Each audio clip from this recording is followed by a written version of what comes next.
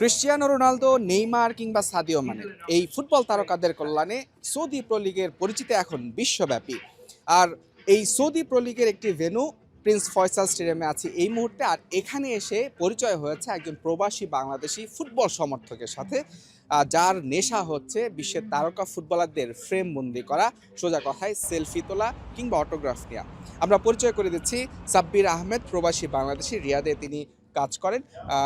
এই যে তারকা ফুটবলারদের সাথে ছবি তোলা, সেলফি নেওয়া, অটোগ্রাফ নেওয়া, এই নেশাটা আসলে আপনার মধ্যে কিভাবে আসলো আর এখন পর্যন্ত কতটুকু সফল আপনি? ধন্যবাদ যমুনা টিভি, ধন্যবাদ তারেক ভাই আপনাকে। আসলে আমি ছোটবেলার থেকেই আমার স্বপ্ন ছিল যে আমি বড় বড় সুপারস্টারের সাথে দেখা করব এবং ফুটবল খেলোয়াড়ের প্রতি আমার একটা টান ছিল। সেই ক্ষেত্রে আমি বিশ্বের প্রায় 80% সুপারস্টারের সাথে আমি দেখা করে ফেলছি অলরেডি, আর 20% বাকি আছে। ইনশাল্লাহ ইন ফিউচার হয়ে যাবে। বর্তমানে আমার সবচেয়ে ফেভারিট খেলোয়াড় ছিল ক্রিস্টিয়ানো রোনাল্ডো, নেইমার, তারপরে সাদিও মানে। এছাড়াও অনেক খেলোয়াড়ের সাথে আমি দেখা করেছি, আপনারা দেখেছেন ইতিমধ্যে সোশ্যাল মিডিয়াতে। এখন পর্যন্ত আপনি ক্রিস্টিয়ানো রোনালদোর সাথে আমরা দেখেছি আপনি ছবি তুলেছেন, সে আপনাকে অলমোস্ট জড়িয়ে ধরে ছবি তুলেছে।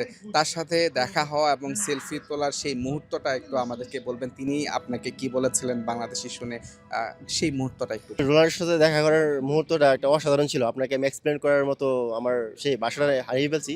কারণ আমি ওই মুহূর্তটা যখন মনে পড়ে, আমার জীবনের সবচেয়ে সেরা মুহূর্ত ছিল। এবং আমি বলেছিলাম যে আমি একজন বাংলাদেশি হিসেবে আমি আমি বলার সাথে সাথে সে আমাকে জড়িয়ে ধরছে, কাছে টানতে নিছে, ছবি তুললাম। সে আমি বাংলাদেশে যাওয়ার কথা বললাম, সে বলছে ইনশাল্লাহ যাবে। নেইমার এবং মেসি বাংলাদেশি সমর্থকদের খবরটা জানেন, কারণ ব্রাজিল আর্জেন্টিনার প্রচুর সমর্থক বাংলাদেশে আছে। এটা এরই মধ্যে ব্রাজিল এবং আর্জেন্টিনার তারকা হওয়ার কারণে মেসি এবং নেইমার সেই খবরটা জানেন। কিন্তু ক্রিস্টিয়ানো রোনালদোর বাংলাদেশে বিশাল একটা সমর্থক গোষ্ঠী আছে, রিয়াল মাদ্রিদ বা পর্তুগাল যেভাবেই বলি। আহ, সেটা কি ক্রিস্টিয়ানো রোনালদো জানে বা আপনি জানানোর সুযোগ পেয়েছিলেন? সেই ক্ষেত্রে আমি রোনাল্ডোর কাছে যাওয়া, আমি যখন বলছি যে বাংলাদেশি, যখন সে ওর নলেজও সে চলে গেছিলো যে সে একজন বাংলাদেশি আসছে। তো সেক্ষেত্রে আমি যে বললাম বাংলাদেশে তোমার অনেক ভক্ত রয়েছে, যাওয়ার কথা বললাম। সে বলছে I love Bangladesh, one day আইল গো বাংলাদেশ। তো সেক্ষেত্রে আমাদের বাংলাদেশের একজন সুপারস্টার, পৃথিবীর সেরা খেলোয়াড়ের কাছে যখন আমি বাংলাদেশটা তুলে ধরছি, সেটা আমার মনে করি আমার নিজের কাছে একটা বড় একটা পাওয়া। ক্রিস্টিয়ানো জুনিয়র, সেও এই আল নাসরের বয়সভিত্তিক দলে খেলে এবং পর্তুগাল অনূর্ধ্ব 15 দলেও কিন্তু তার অভিষেক হয়ে গেছে। তার সাথেও আপনার দেখলাম যে অটোগ্রাফ নেওয়া এবং ছবি তোলা। বাবা এবং ছেলে যদি কম্পারেটিভলি বলি, কি মনে হয়েছে দুইজনের মধ্যে বড় তারকা হওয়ার সম্ভাবনা কি দেখা দিয়েছে? অ্যাকচুয়ালি বাবা এবং ছেলের মধ্যে যদি আমি কম্পেয়ার করি, বাবা হচ্ছে অসাধারণ অমায়ক, ছেলেটা একটু ব্যতিক্রম, ছোট মানুষ। কিন্তু বাবা যেভাবে সবার সাথে মিশে হাসি দিয়ে কথা বলে, যে ইজিলি সবার সাথে টান নিয়ে কাছে নিয়ে গা, কিন্তু ছেলেটা অন্যরকম, সে একটা অন্যরকম স্টাইল থাকে, একটু ব্যতিক্রমী বলবো, একটু তবে বাবার মতো না। সেটি হওয়া খুব স্বাভাবিক। বিশ্বের অন্যতম বড় তারকার সন্তান, তার মধ্যে সেটা হবে এবং বয়সের সাথে সাথে নিশ্চয়ই তিনিও অনেক পরিণত হবেন। আরেকটা যদি বলি যে মেসির সাথে আপনার এখন পর্যন্ত সেলফি বা অটোগ্রাফ নেওয়া হয়নি, ফ্রেম বন্দি করা হয়নি, এটা নিয়ে কি একটু আক্ষেপ আছে? অ্যাকচুয়ালি আর্জেন্টিনা অনেক খেলোয়াড়ের সাথে দেখা করেছি, দিবালা, দিমারিয়া, অনেকের সাথে দেখা করেছি। কিন্তু মেসির আমি দেখা করেছি, দেখছি কাছ থেকে, বাট ছবি তুলে নাই, ওই মুহূর্তটা আসে নাই। ইনশাল্লাহ ইন ফিউচার হয়ে যাবে, আশা করি। আহ, এই যে তারকা ফুটবলারদের সাথে ছবি তোলা বা সেলফি নেওয়া, এটা অনেক কঠিন, কারণ তারা অনেক সিকিউরিটির মধ্যে থাকেন।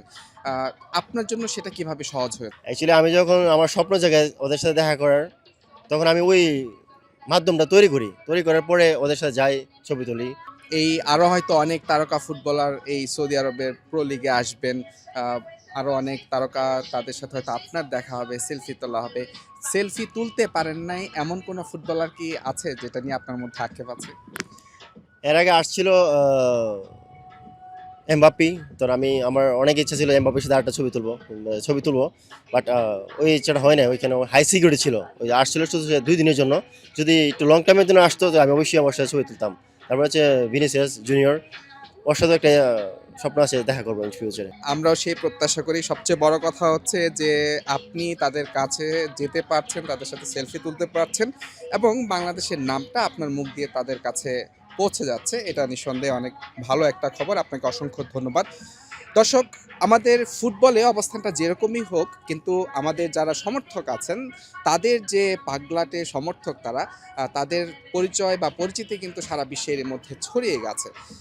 নিঃসন্দেহে সাব্বির আহমেদ তার মাধ্যমে আমাদের বাংলাদেশি যারা সমর্থক আছেন, বিশেষ করে রোনালদো, নেইমার, মেসি যারা আছেন, তাদের কাছে হয়তো বাংলাদেশের নামটা আরও অনেক বেশি ছড়িয়ে পড়বে, সেই প্রত্যাশা কিন্তু করাই যায়। সৌদি আরবের প্রিন্স ফয়সাল স্টেডিয়াম থেকে মুজরিবিন তারেক, যমুনা নিউজ।